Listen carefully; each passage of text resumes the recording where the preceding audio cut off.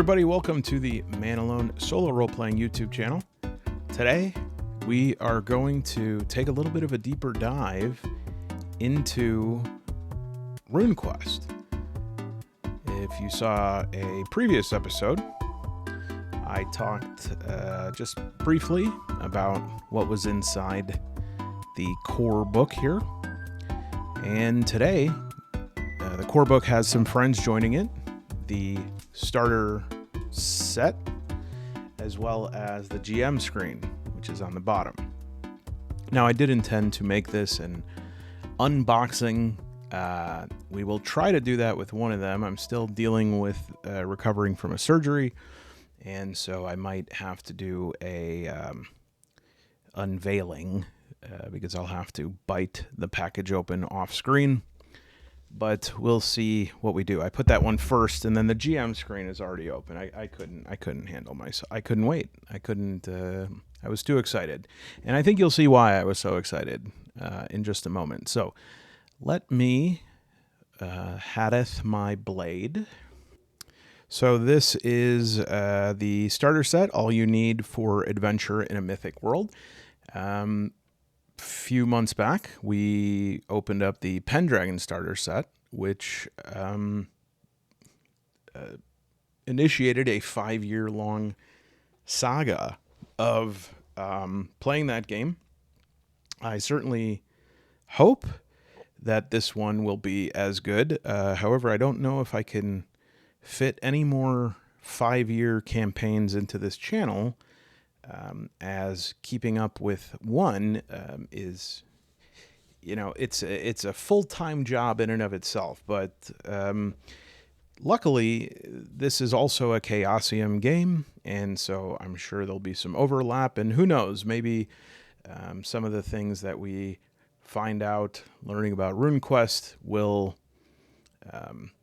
positively influence my play of Pendragon. So it looks like inside the box, it's already looking very similar. Book 1, Rules. Book 2, The World of Glorantha, which is the setting. A solo quest, which is nice. Now, I will say Pendragon also had a solo quest. These aren't necessarily solo supplements as regular viewers of this channel might be used to. It's more of like a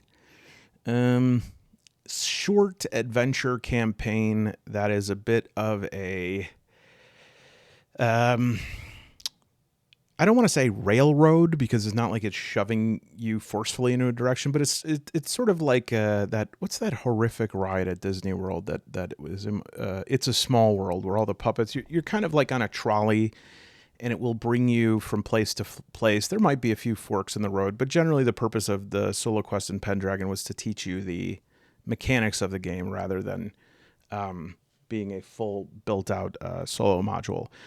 But I've already thought about playing RuneQuest solo just from looking at the core book. I do have some ideas about that I'm sure will reveal themselves over time. For instance, I'm working on like a rune-based input oracle. As you can see on the left, I slowly but surely am trying to find the symbols that match the actual runes from the game, because wouldn't you know it, a RuneQuest font is not preloaded into Microsoft Word. So we have the solo quest, book 3. Book 4 is adventures, 3 adventures and adventure seeds. Pretty cool. 14 ready-made adventures. Wow. 2 blank adventure sheets. Handouts. Nice. Like kind of like a work meeting. Maps, 3 maps, including the city of Johnstown, its surrounding region, and the Rainbow Mounds, and role-playing dice. Looks like a basic set of polyhedral dice. I'm very excited to to get to know Johnstown a little more, because for the past 5 years, every time I've seen Johnstown, I just think of Jonestown. And I'm hoping to replace that mental image with a different one. All right, so I'm now going to make an incision on the volar aspect, and careful not to puncture any of the book's vital organs or the box. Again, I am working with one hand here, so we'll see how this goes, but boy, I've really dulled this thing. I used to be afraid of this scalpel, and now it's like, can't even cut through the plastic anymore. Yeah, I'm going to make one more try here. All right, I think we got it. We got it enough. All right, let's spare you the pathetic thing that follows. 1 second. All right, that only took about 8 minutes. And don't tell me I'm going to have to pause it again. Hopefully I can get this off with one hand.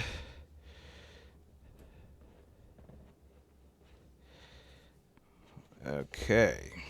So, yes, this is looking very similar to the Pendragon box set. Moment. All right, now there is a red box here that says "Read me first," so we better do that, because I'm worried that maybe if we do something wrong, it will shoot a plume of ink at my face or something. In a role-playing game, one player serves as the game. Okay, I think it's okay. Ba-ba-ba. Okay, all right. I think that we don't have to worry too much about reading that. You're supposed to read the books in order from 1 to 4. But I'm glad they have that there. So we have the rules, which I've noticed that one of the major features of RuneQuest is every woman's a babe and every dude is a hunk. So if you're looking to play babes or hunks, you want to do that. Maybe the exception of this guy. I don't know. He's kind of I just don't like the look of him. So we got the World of Glorantha and Solo Quest. Solo Quest looks like someone is riding a sky buffalo. Very cool. Now, the art and the colors are probably between RuneQuest and Pendragon. I just have such a high appreciation for the type of illustrations that happen in these books. They are a full commitment to the fantasy, and we'll talk a little bit more about that. And then it looks like we have some pre-made adventures. Now, I will say this isn't a disappointment, but it is a preference. The one thing that would step this up a little bit more is if they replaced this sort of glossy stuff with more of like the matte high, what do you call that? Like a high when a paper is very thick, card stock, right? A high card stock paper. The glossy one is fine. It gives me the feeling whenever I pick up a glossy softcover thing, it gives me the feeling of like the quarterly magazine my college sends. That you ever get one of these, you get it and you go throw it right in the garbage. And I don't know. I mean, it's like the actual book, the actual core book and everything is not that. So I understand it's the starter set. They want to keep prices low so that there's like a low point of entry. And most people want the prices to be kept low on starter sets because the entire point of a starter set is like a low financial commitment to see if you even want to get the game, right? So that you don't buy a whole core book and then regret it. But other than that, again, it's not like it feels cheap. It does not feel cheap or chintzy or anything like that. It just feels like, I guess it's preference. It's preference. So lots of locations here, lots of NPCs, and we're seeing the spread here, which a lot of these do look similar to Pendragon. I would say that the difference is you have strength, constitution, size, dex. POW is power. That's going to be different. And then also you have these hit locations with strike ratings, which is, in my mind still, and I haven't fully figured this out yet, but it's basically in a system of initiative. Then there is as expansive as Pendragon is in terms of all of the skills and the specificity of those skills. I think that RuneQuest might have it beat, which is not a surprise if you've ever seen Call of Cthulhu. There is a whole lot of skills. This is going to work on a D100 system rather than the D20 system of Pendragon, or so it's basically BRP. If you've ever, or wait, BRS, basic role-playing system, which is Chaosium's core role-playing mechanic. Just like Pendragon as well, it has a variety of attack and parry results that vary based on if one person failed, if both people succeeded, if one person failed and somebody fumbled, etc. And I'm still curious, from those who are dedicated Chaosium players, are you able to quickly, like, say you've been playing Chaosium games for 20 years, are you still looking up like combat mechanics like that, or is that baked into the bread? Now, I will say, and we'll see another example of this in the GM materials, is these player sheets, these pre-gen adventurers. A little bit bent, that's right. These are absolutely gorgeous. I just love, these are in this sort of menu style, the inside of them, it feels really nice. And these are pre-gens, just like in Pendragon, with different pictures.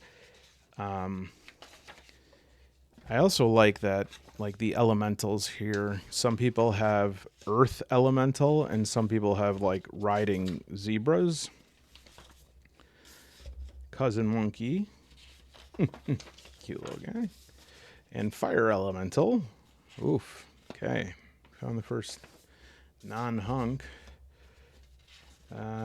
Nothing. No little friend here for Sorala, daughter of Toria. Oh, this is cool. Little guides on how to play. You are a scholar and incredibly smart with an intelligence 20. You also have good charisma. You are a good fighter with decent armor. Your knowledge skills are broad. You could read 3 different languages. And then it has the passions listed, which again, I think is one of the most special parts of Pendragon. I think it works in a very similar way here, except we're not having the, what would you call it? Like you do have passions in Pendragon, though you do not have the traits, right? So the traits are specific to Pendragon in that you measure your player's reaction. So if you really like the Pendragon system, but you feel somewhat limited by that, I don't think you should. I think you should give it another chance. But if you do feel that way, this could be a good alternative for that, because you still have the passions. For instance, everyone has honor, love, loyalty to clan. So yeah, it's also from the looks of it, as far as I could tell, a generational game, a game where your character may not survive if you're playing a longer campaign. And wow, 14 of these. Who's this guy? How are these two gonna fight? Give me this matchup. Look at that. Jake the Snake here. All right, and this one's going out with a little short sword and a trombone. It's so interesting what they've chosen to put like with these characters. Like some of them have riding horses and some of them have tattoo implements. Okay, so these look to be the character sheets. Yeah, that you could fill out. Gorgeous. Yeah, these look great. So yeah, the skills here, you could really put them in focus here. So under agility, you have boat, climb, dodge, drive, jump, ride, swim. Yeah, like there's a lot of them, but there doesn't look to be as many like hilarious ones as there is in Pendragon. Like there's nothing to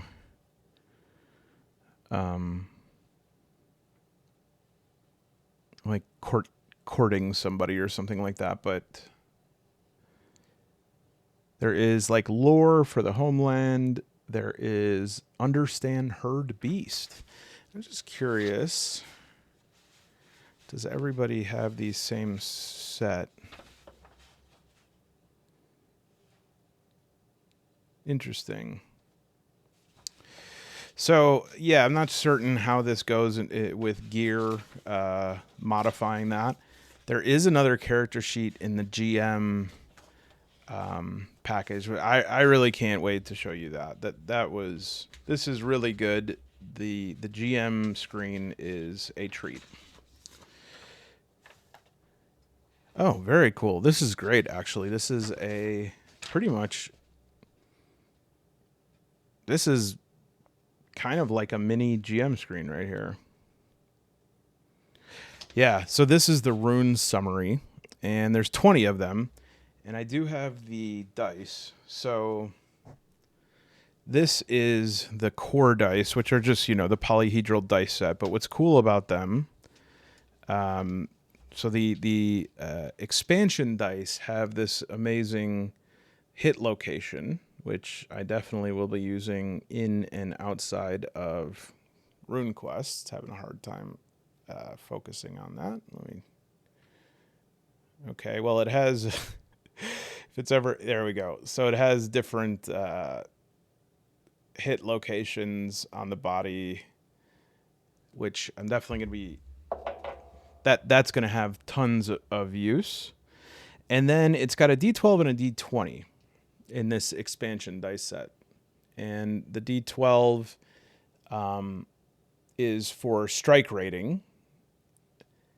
The D20 is a rune die, which is pretty awesome.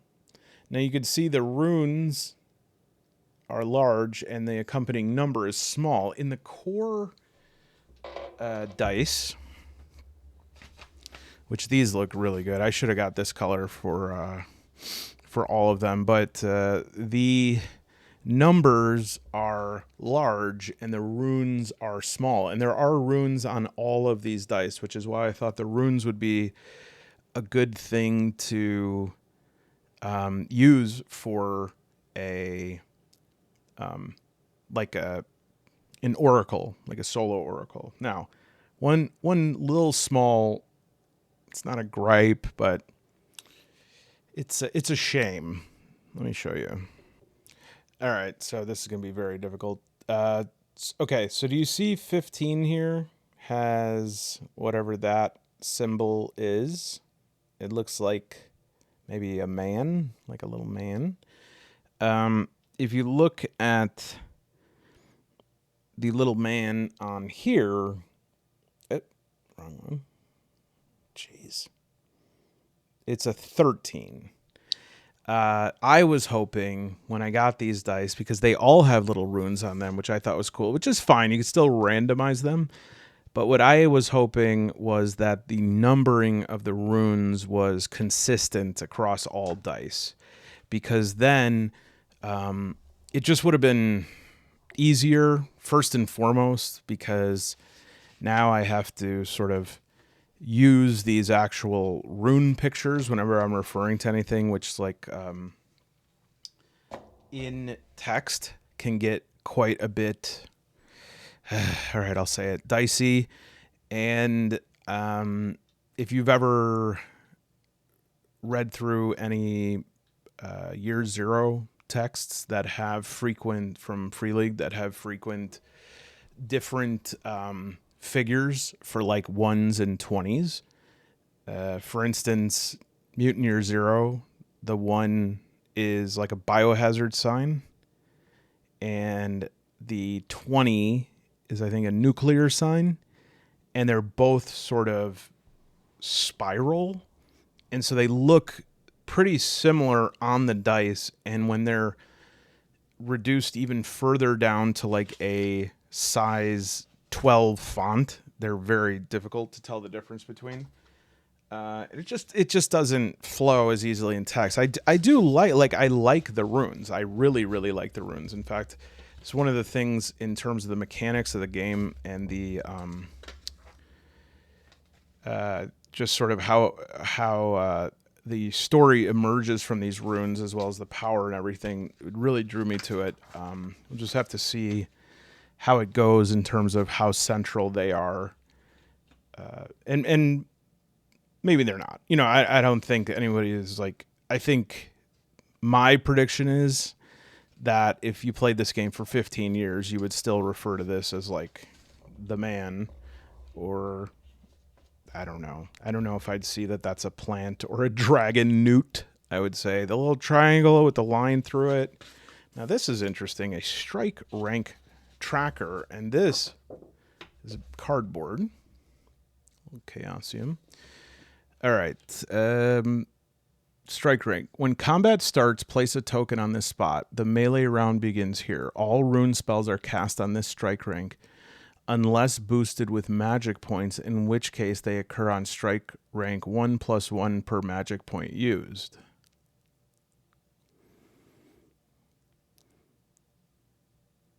And then at strike rank 12, held actions such as aimed attacks happen this, or I guess it doesn't need to, happen this strike rank. All spirit combat occurs on this strike rank. If an action takes more than 12 strike ranks, subtract 12. It occurs on the remaining strike rank in the next melee round. Strike rank experts, attack the comments. Tell me what is going on here. I really want to learn this, but I don't.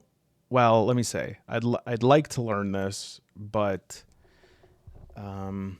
is there? I hope there's a simple way to understand this, because somebody was like, "Oh, it's just initiative," but it can't be just initiative, because why is it divided up by body part, and why is there a strike rank tracker?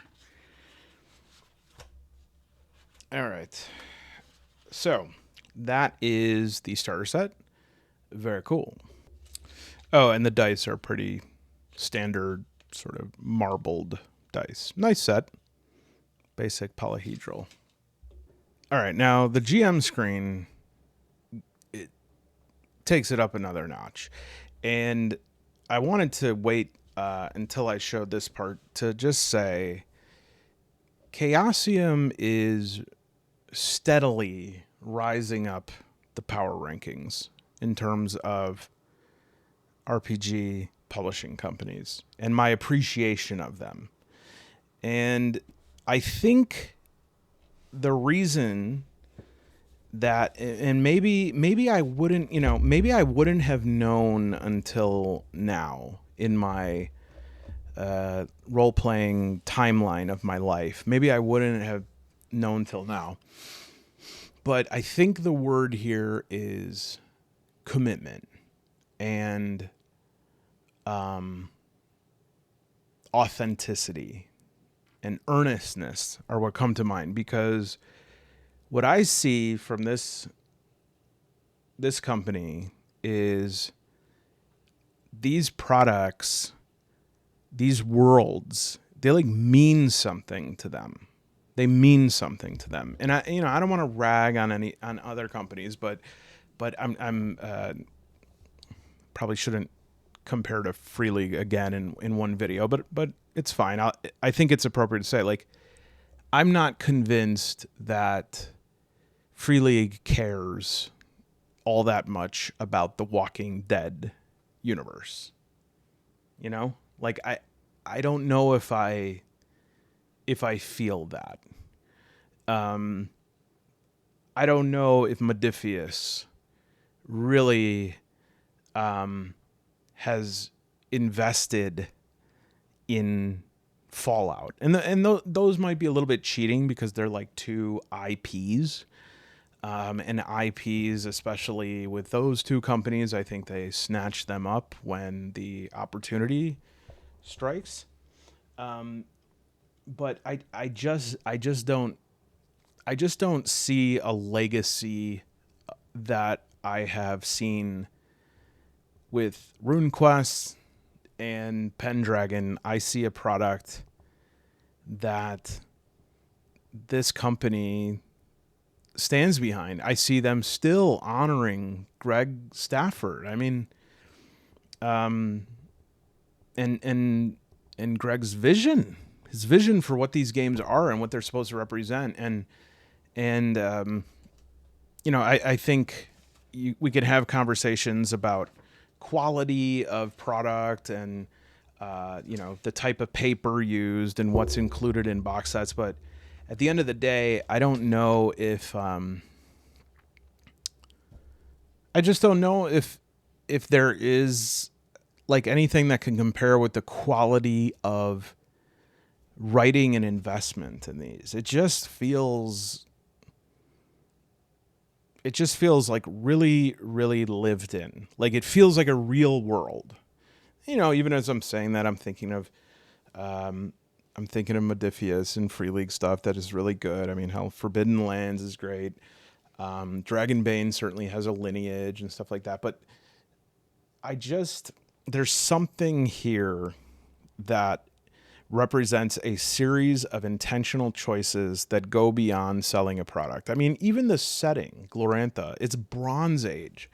And this was in a time when it was just really everything at that time, and I guess I can't speak for the late 70s, but at least the early 80s was sword and sorcery stuff. And this was this completely unique world.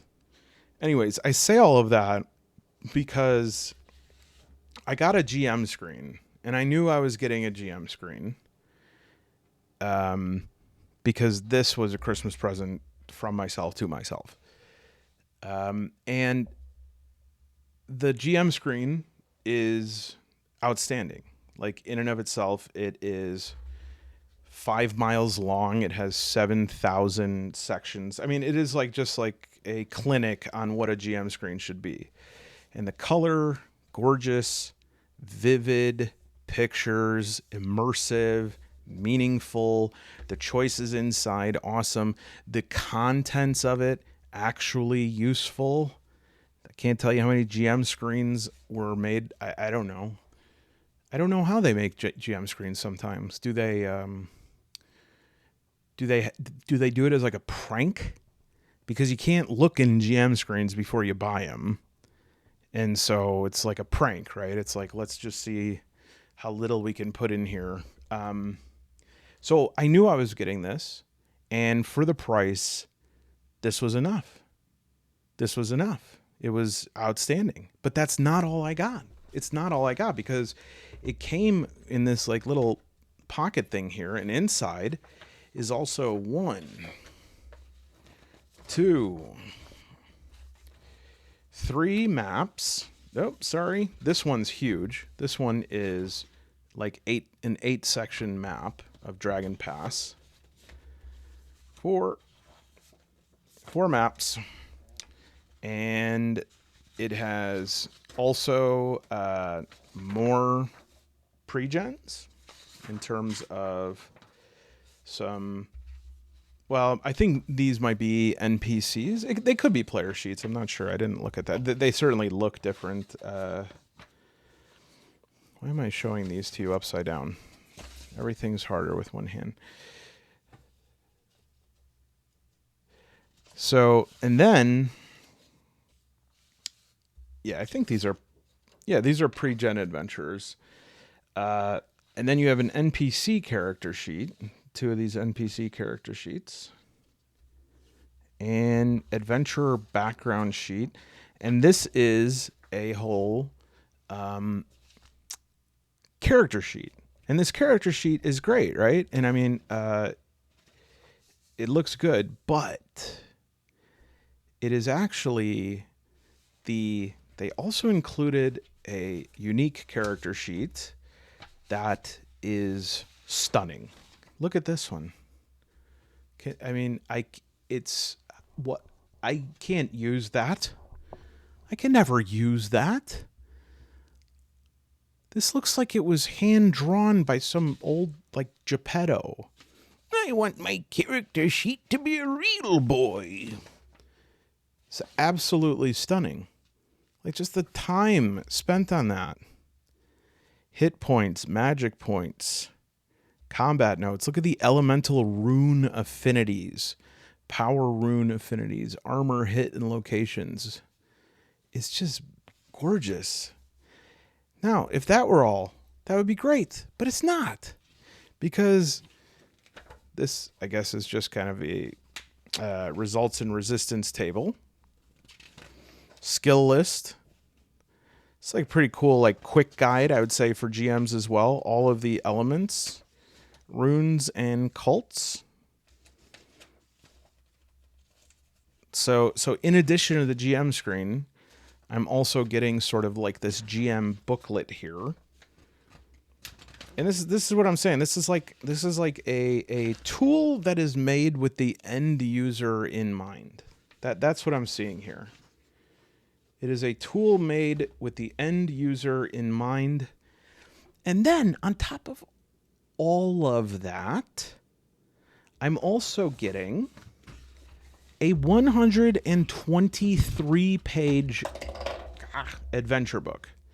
And this is this is not an afterthought. This is a full adventure book with appendices, with rumors that you could roll up. It has Clearwine Fort. It has clans, the Kalamar tribe. It has a bunch of hooks. It is fully illustrated. It has maps. It has tons of NPCs and enemies, and it's all unique. It just blows me away. It just blew me away. I mean, this is, I don't know. Yeah, this is sort of, maybe it's just the thickness of it, but I like when it's like less glossy like this. I would wish that everything. The final thing, and I think you already saw it, but the final thing here, that if you would be excited about this as I was, you know that you have like the same type of brainworm as I do. So we both just like know that we both need help. But when I saw that they included like a wall calendar, you know, a lot of games could use this. And it probably didn't cost much to put it into this set here. Probably didn't cost much. You know, even some other games that come in box sets that they claim to have everything you need to play, even though they don't include dice. That's a game that needs lots of calendar mechanics. And do they put, am I able to see what's happening on that Donundar is on the 47th of fire season on Fire Day? What are you doing next Clay Day? I mean, it's just so cool. It's just so complete and immersive. And it just like tells me, it's like, oh, by the way, this sacred time I found out is like 2 weeks where you like harvest and you have festivals and you have to do like family mechanics. So I would say that that's like very similar to the winter phase in Pendragon. I hope to God that the GM screen and GM materials for Pendragon that are due out very soon, I hope, are going to be like this, because I'm just going to be over the moon. I'm just going to be over the moon. You know, the level of I just am going to start repeating myself, you know, because it's just, to me, it's like Glorantha means something. And I know maybe it's all about Greg Stafford and having a visionary create things, and the legacy of that is really special. But I don't know. To me, this just there's something here that the people really care about who are producing this stuff, and so their power rankings are steadily rising at Chaosium. I don't know when I'm going to fit in RuneQuest, but I know that some of you are planning on playing it or have been playing it. So I'm doing Forbidden Lands right now. I'm doing Pendragon right now. But at some point, hopefully in the next 2 months or so, I'm going to read a little bit of this every night. Hopefully we'll be able to do a one-shot or a short campaign or something. But please let me know if any of you are questing for the runes as well. Let me know if you have any of these, what you think about it. Let me know if I'm overdoing it with my praise or if I'm not praising enough. But either way, hope you enjoyed that, and I hope that you enjoy your breakfast.